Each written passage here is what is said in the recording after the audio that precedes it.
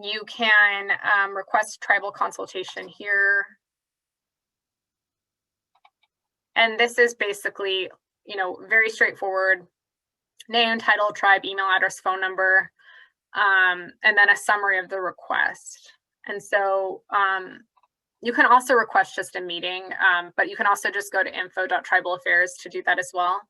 And right now we're not doing in-person meetings because of COVID-19, but that will also be available once we're kind of out of this.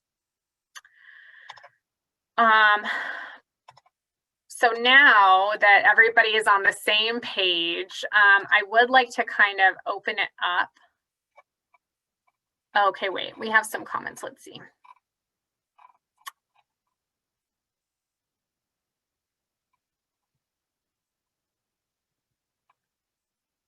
Okay, I can email the PowerPoint. I got an email, a chat about that. And then I can also, we will have consolidated notes about all of the regional listening sessions, and we'll post those to the site along with all the materials for the next meeting, because we'll be sending that to the council itself.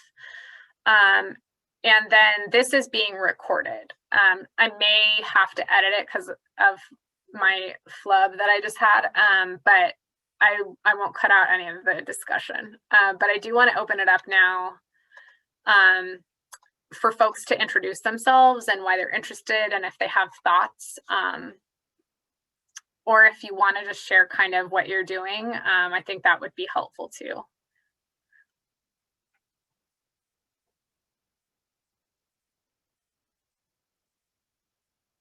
Or if there are things that the council should start thinking about or resources they should start looking at.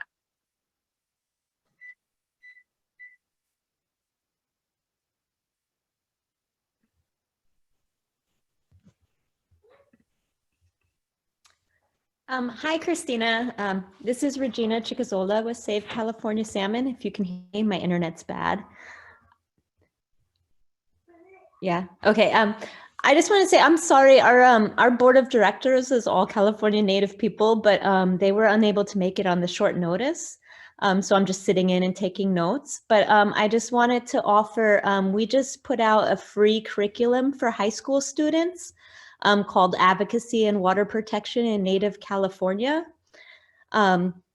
And that's free, and it's adaptable to anywhere that, there's salmon and fisheries in California, so the whole North State.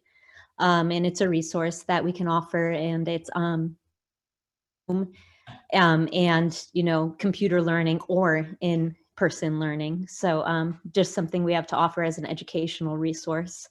And I'm sure hopefully some board members will make it next time, because obviously I don't have a lot to put in as a non-native person that has a native board of directors. So thank you. Thank you. And we had a request if you could share the link, if that's available as well. Yeah, sure. I'll find it very quickly. But our website is californiasalmon.org, but I'll find the link to the teacher's resource page. Great. And then just before you go back on mute, is this time generally okay for the board if it's like more advanced notice? I just want to make sure that, we're kind of at a time when it makes sense for folks to join.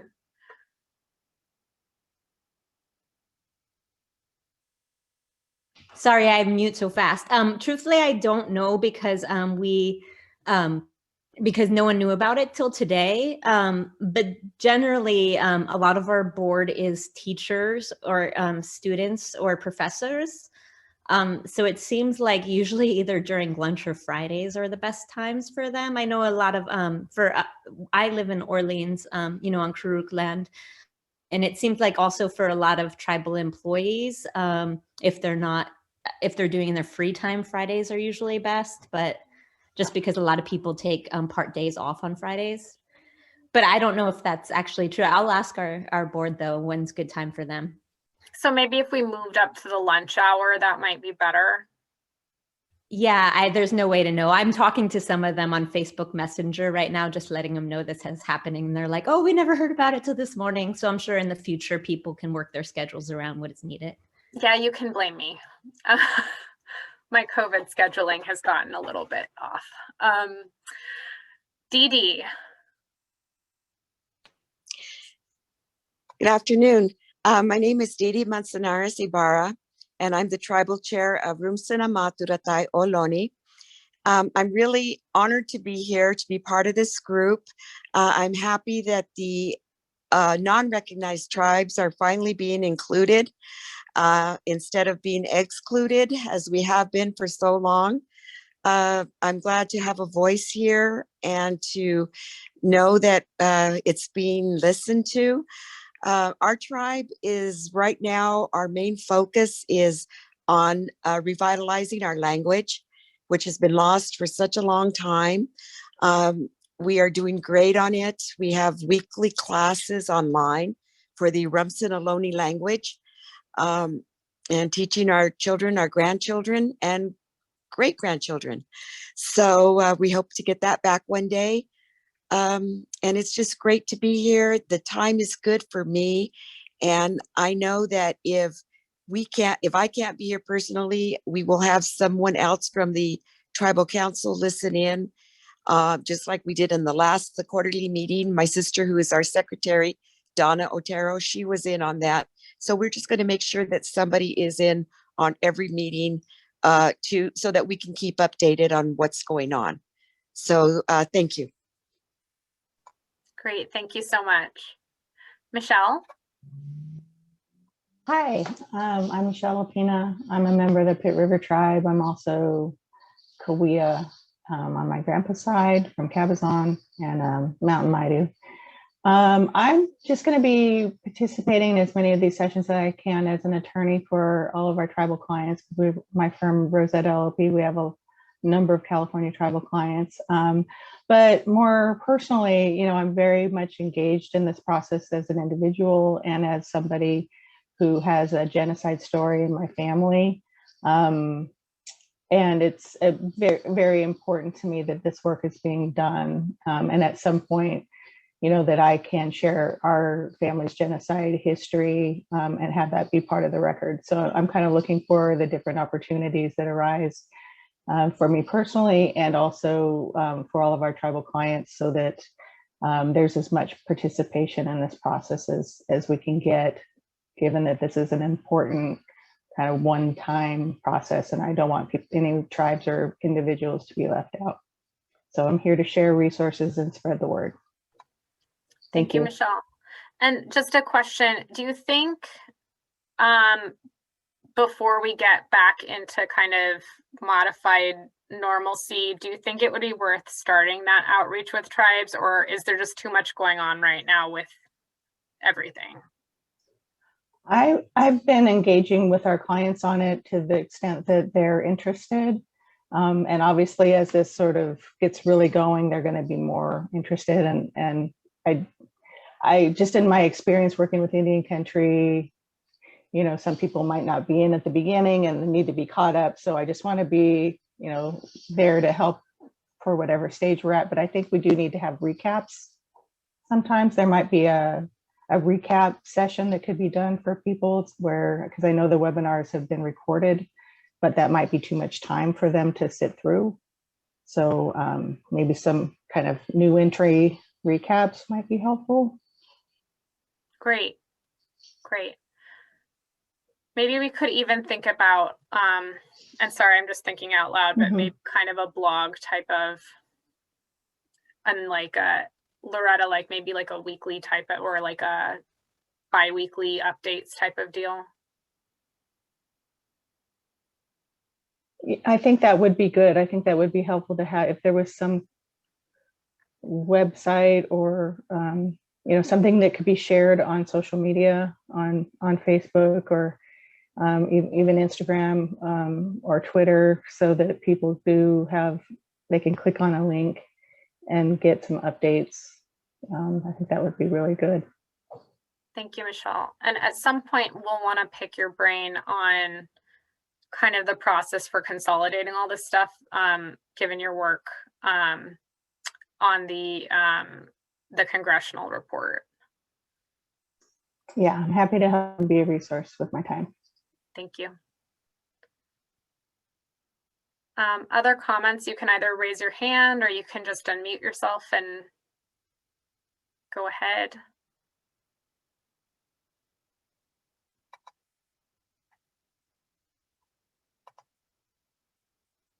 And if you've dialed in, it's *6 to unmute your line if you'd like to say anything.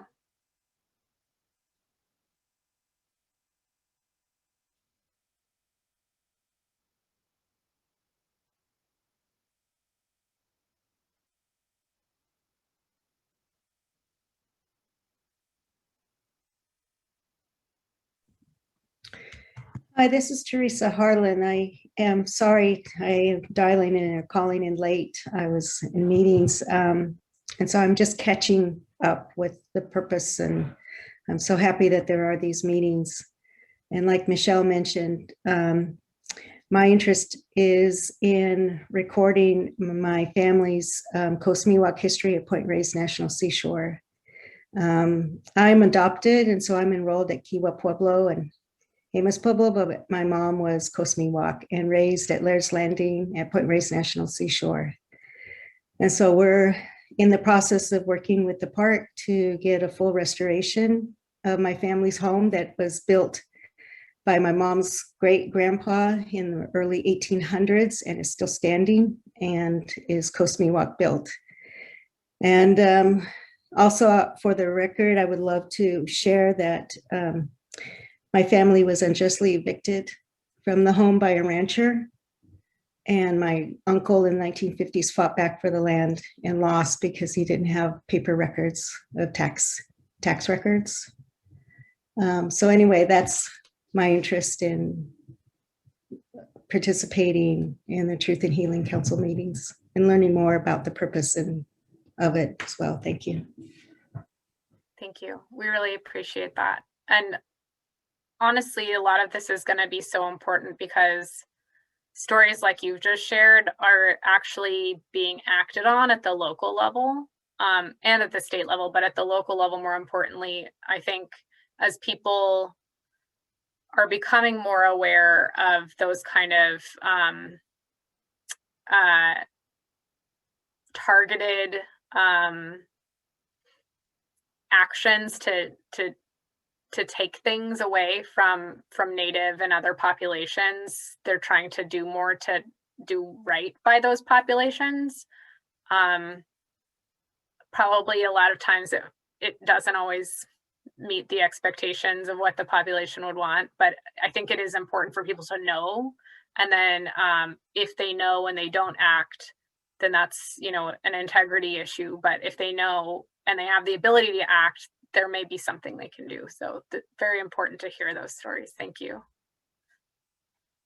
I apologize, I'm less than eloquent today. The time change has really done a number on me.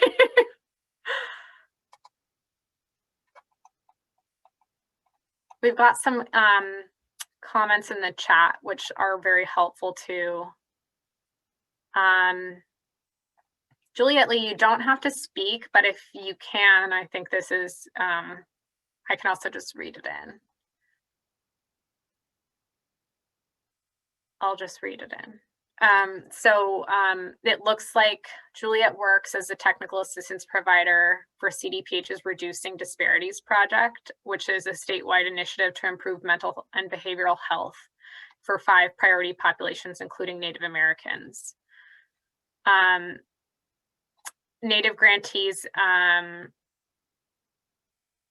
sorry, I'm skimming and I should just read it. The programs promote community-defined evidence practices, and for the Native grantees, these include traditional healing and cultural revitalization. One is Two Feathers in the northern region, and one is Skip in the central region. Shout out for Skip, that's in my homelands. And then one is Indian Health Council in the southern region. We're partners in LA, SF, Oakland, and Fresno as well. We would actually love to hear about these programs. Yeah, I think we should, I'm gonna just open this also so that I can see it for myself.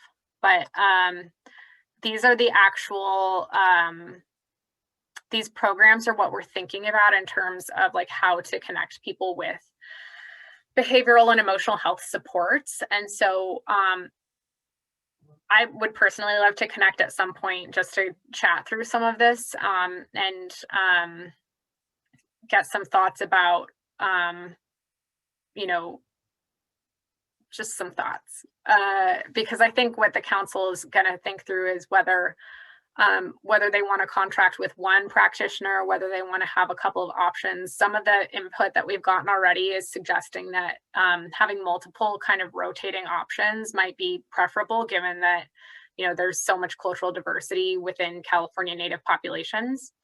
And also comfort levels with who they engage with. So some, you know, urban Indians may be more comfortable engaging with an urban health consortium. You know, folks who've grown up within, you know, their ancestral bounds may be more comfortable working with a more traditional practitioner. So I think it would be nice to hear a bit more about who these folks are. And kind of the services they offer, because it could be, you know, something that we do kind of on a rotating basis, or at least provide kind of representatives from each, maybe. So additional input.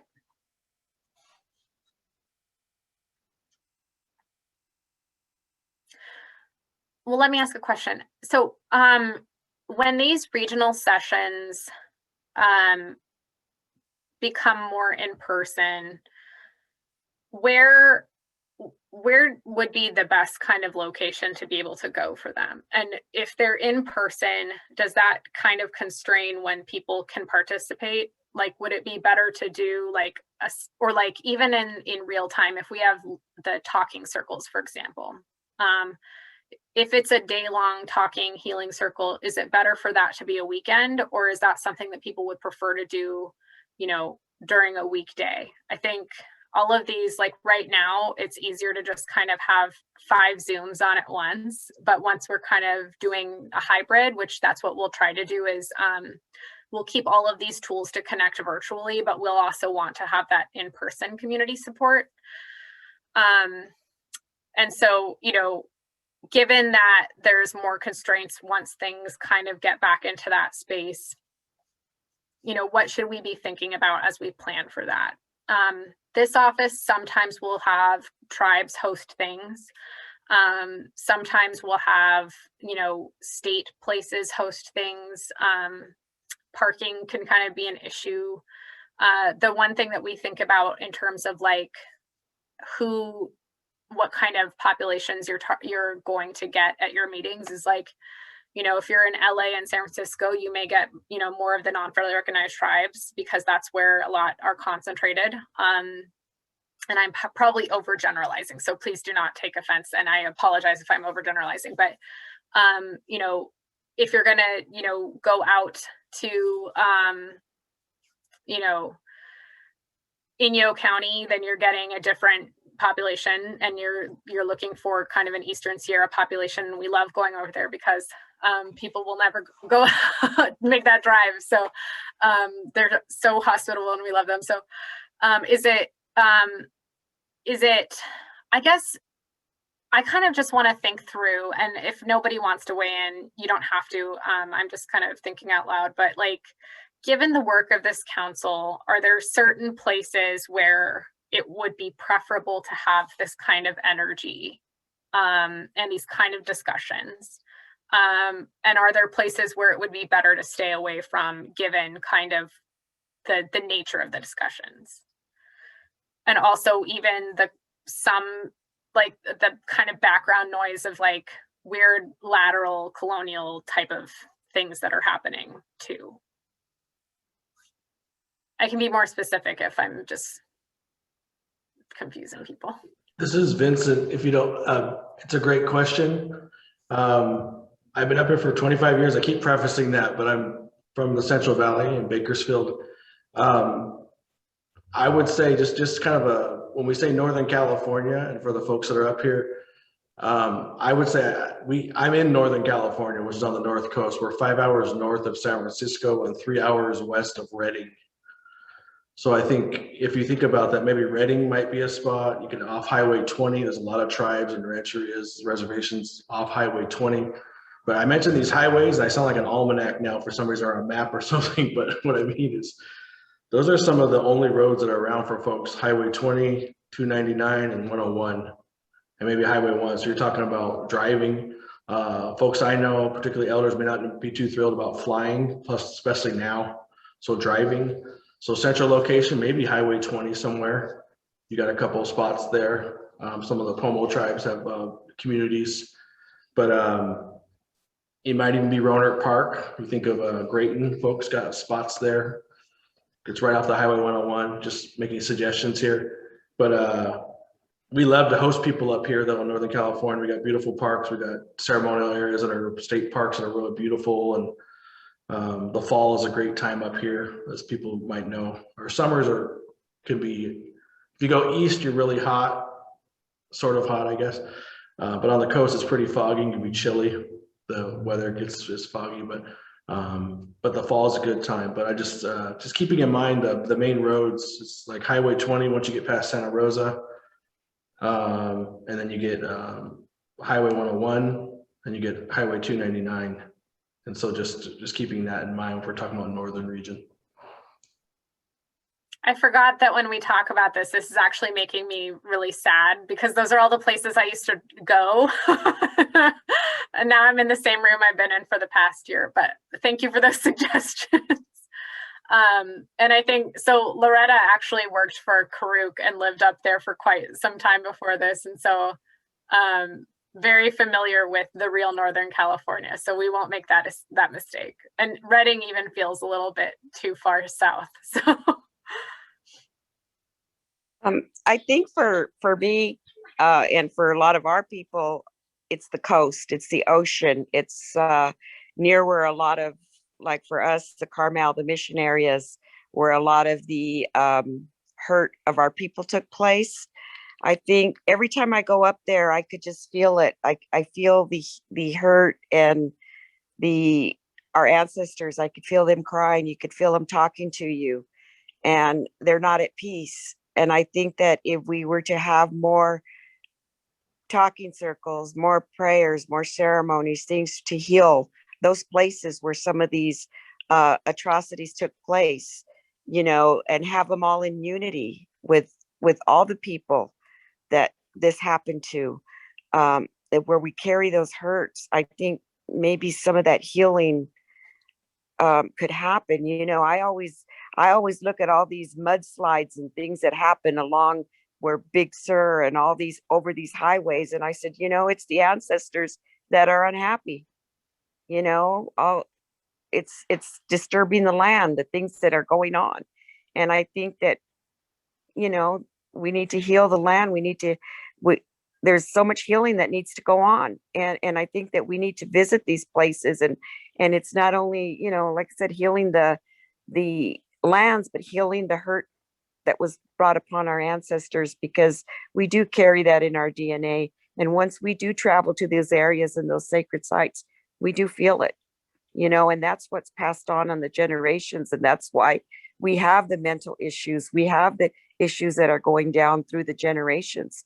Even though we weren't there, we still have these things, and we live it and we feel it. So I think that wherever we have these meetings, we have to carry them in a sacred way and put our prayers out there and just heal all our people, because we've all experienced it. We have all have family members who were hurt, who were killed, and you open up a history book and you read about it. And that's the most heartbreaking feeling to read or read in Sarah's notes where your relative was beat. That's so hurtful, and so I believe that these meetings need to take place where these things happened in order to be healed. Thank you. Thank you. And I love that input, because I think when we think of meetings and hearings, we think of in the state sense, we think of stuffy buildings and seats and dioceses, but I think that this could be what's preventing this group from hosting things outside on the coast, in the ancestral homelands of the tribe that is okay with it, because a lot of that, it's part of the ongoing trauma that's happening with all of that not being under tribal access, ownership, all of it. So I really love that. Any other thoughts? We have about 8 minutes.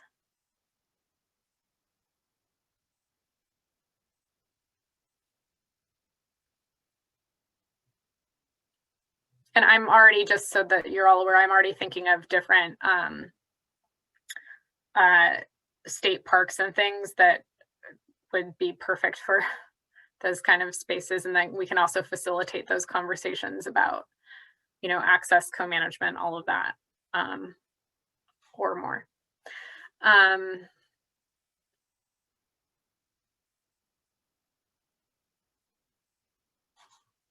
Let me see if there's anything outstanding that I wanted to.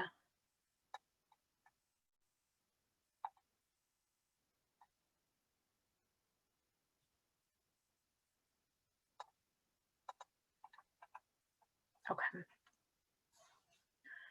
Any other thoughts that anyone wants to share? Teddy. Hello. Oh, sorry. I'll let Winter Fox go first. Okay. Hello. My name is Winter Fox Frank. I'm a citizen of Greenville Rancheria, but I live most of my life in Reading. And something that we've been doing in our area recently has been commemorating the dates, the date that the treaty for our region was signed. And so we worked with Reading Rancheria, Pit River Tribe, the unrecognized tribes, and we had like a new ceremony of sorts where we crossed the bridge in Reading, the Sundial Bridge, after like reading the treaty on one end, having local leaders speak, and then crossing to the other side, which was the proposed reservation, and then having a talking circle there. People were offering songs or prayers or things like that. But I know that in the southern part of Reading near Anderson, there's a park there called Reading Adobe Historical Marker or something. And that's near where the treaty was actually signed. I think that because this is a conversation, not just amongst Indian people, but with the state as well, and the original 2 state senators being largely responsible for the treaties not being ratified, I think having these conversations near those sites might give some sort of, that balance, I guess, to the damage that was done on those places. But it also could be very traumatic to be discussing things near those sites. So, there are positives and negatives, but that's something that we've been working on, is really re-injecting the memory of, or just acknowledging the spatial relationships that we have with this document and the communities that have come about since then. So that's all. Thank you. I love that. It's a wonderful suggestion. And, I have more commentary about just, I think the bulk of this work is going to be hard. And I think it's going to be really difficult for Native people, but I think it also necessarily has to be difficult for people who hid those promises. And so, making people a little uncomfortable is probably a good thing. Not Native people, but other people. I agree. There's been a lot of support, surprisingly, from local leadership and the non-Indian community. Like, we've had several mayors come, council members, representatives from like the just different economic organizations in the area, and it really has opened their eyes up to like how national history like really has impacted just our city individually. So I think it's there's a little bit of groundwork laid there for the non-Indian community to be open to these sort of discussions.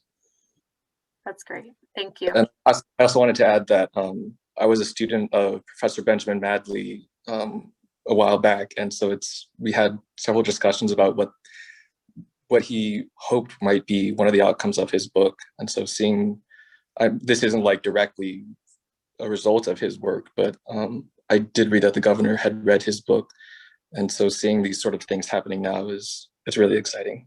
It's definitely linked, I will tell you that. Well, thank you. And, you know, really great input, and we look forward to hearing more from you. Teddy.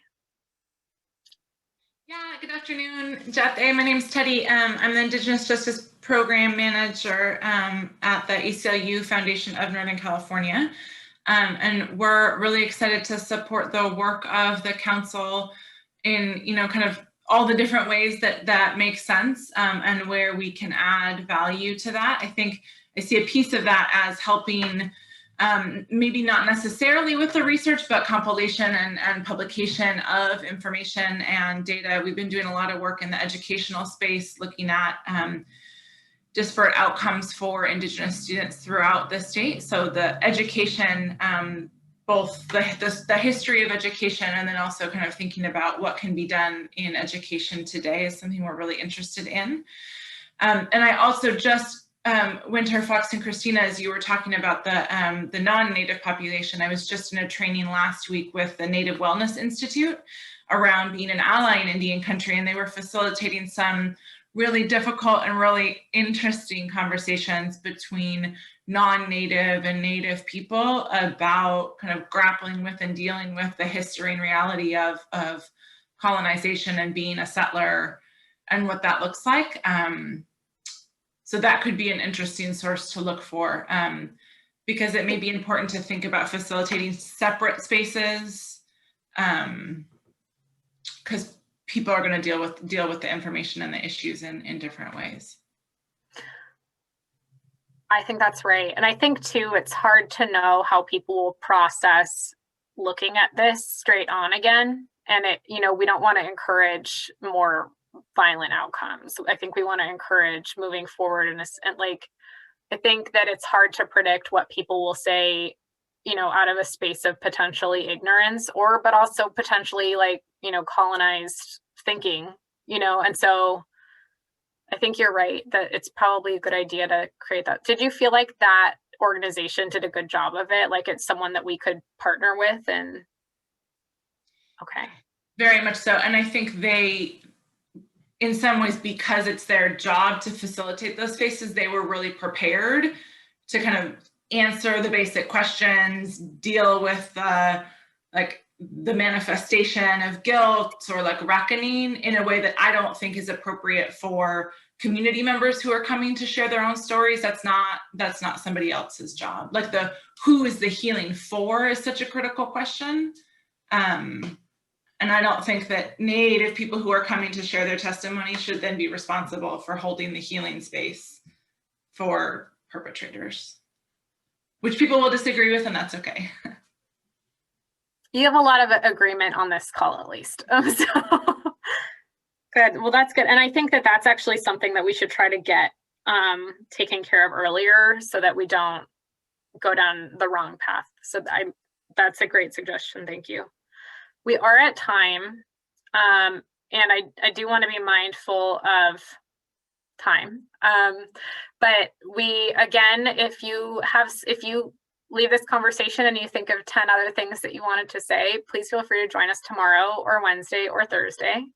And again, we'll be holding this on a monthly basis. The actual days may change around depending on whether the council members want to join, and maybe we rotate them so that if there's availability of council members on one day or not another, they don't feel like they're being excluded.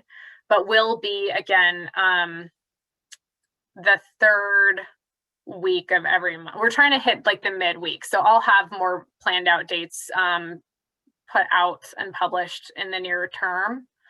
But we do want to make sure that they're pretty consistent so that people know when to block off on their calendars. So thank you all. This is recorded in all its awkwardness, so we'll post it on the website.